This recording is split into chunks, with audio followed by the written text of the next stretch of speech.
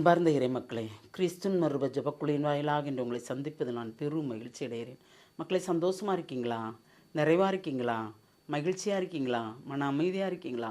மக்களே, ஒவ்வொரு நொடிப்பொழுதும் இறைவனை நாம் நினைக்கும் போது இறைவன் தருகின்ற மகிழ்ச்சி பெரும் மகிழ்ச்சி நமக்கு இல்லையா? அந்த மகிழ்ச்சியை போல் வேறு எந்த மகிழ்ச்சியும் இல்லை. இன்று அவர் நமக்கு என்ன இறைவார்த்தை தருகிறார் பார்ப்போமா? சீராக்கின் ஞான நூல் அதிகாரம் 12 இறைவார்த்தை 11-12 முடிய.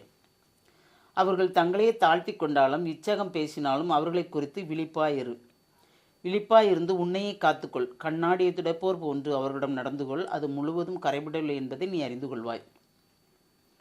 உன் எதிரிகளை உன் அருகில் நிற்க விடாதே.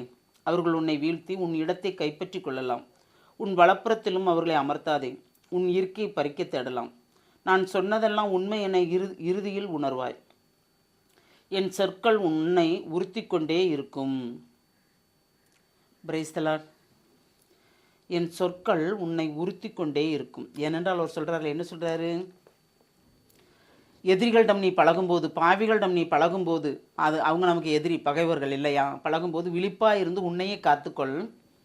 கண்ணாடியை துடைக்கிறோம், நம்ம துடைக்கும் போது என்ன தூசி இருந்தால் போயிருதில்ல, அதுபோல் தான் பகைவரை நாம் ஒரு அடி நம்மகிட்டருந்து விலக்கியே வைத்திருக்க வேண்டும். ஏன்னா அவர்களை நம்மளை அருகில் நிற்கும் போது நம்ம ஜாக்கிரதையாக இருக்க வேண்டும், விழிப்பாக இருக்க வேண்டும் என்று இறைவார்த்தை சொல்லுது. மக்களே, ஒவ்வொரு நொடிப்பொழுதும் இறைவார்த்தையை நாம் இதை நீங்கள் திருப்பி நீங்கள் வாசித்து பார்த்தீங்கன்னா அதுக்குண்டான அர்த்தம் உங்களுக்கு எல்லாமே தெரியும் இல்லையா?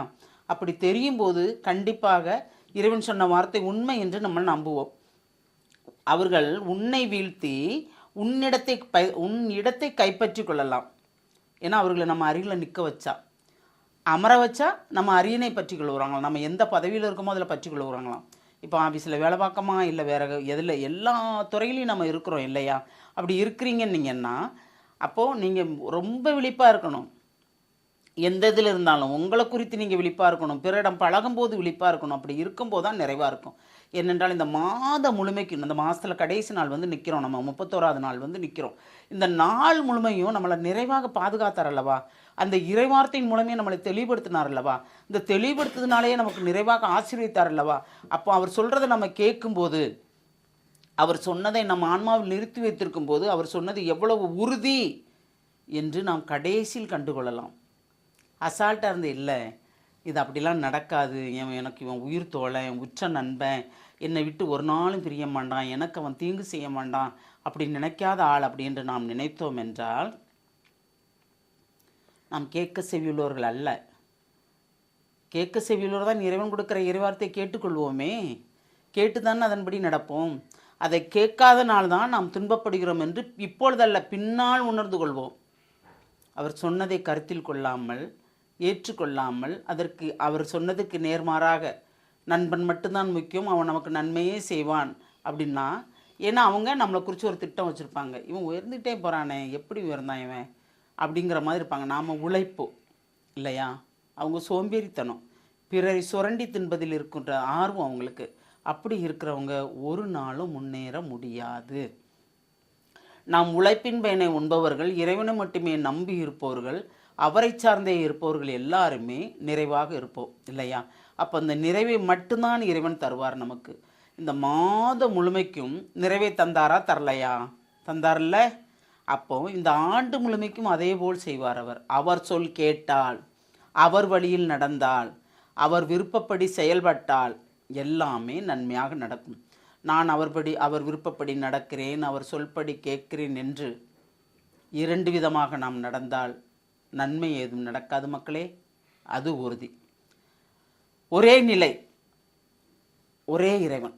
இந்த நிலையில் நாம் இருக்கும்போது, பேராசை இல்லாமல் நாம் அவரோடு இணைந்து நடக்கும்போது எல்லாமே நிறைவாக நடக்கும். ஏனென்றால் அவர் இறைப்பற்றில்லாதரை வெறுக்கிறார், வெறுக்கிறார் இல்லையா? அவர்களை பாவி என்று சொல்லுகிறார். அப்போது அதை மட்டும் நான் நினைவில் கொண்டால் நாம் நிறைவாக வாழ்வோம். அந்த நிறைவை கேட்போமா? எல்லாம் உள்ள இறைவா, ஆண்டவரே, இந்த மாதத்தின் கடைசி நாள் ஆண்டவரே, எங்களை இதை நிறைவாக காணும்படி செய்தீரே, அதற்கு நன்றி ஆண்டவரே. எல்லாம் வல்லவரே, உம்முடைய கிருபையும் உம்முடைய ஆசீர்வாதம் இருந்ததால் இந்த மாதம் முழுமைக்கும் நாங்கள் நிறைவை மட்டுமே கண்டு குறைவில்லாத வாழ்க்கை வாழ்ந்தோம். ஆண்டவரே, நீர் எதை செய்தாலும் எங்களுக்கு நிறைவாக செய்வீர் என்ற நம்பிக்கையோடு வாழ்ந்தோம். ஆண்டவரே, அதன்படியே நீர் செய்தது அனைத்தையுமே நாங்கள் ஏற்றுக்கொண்டோம்.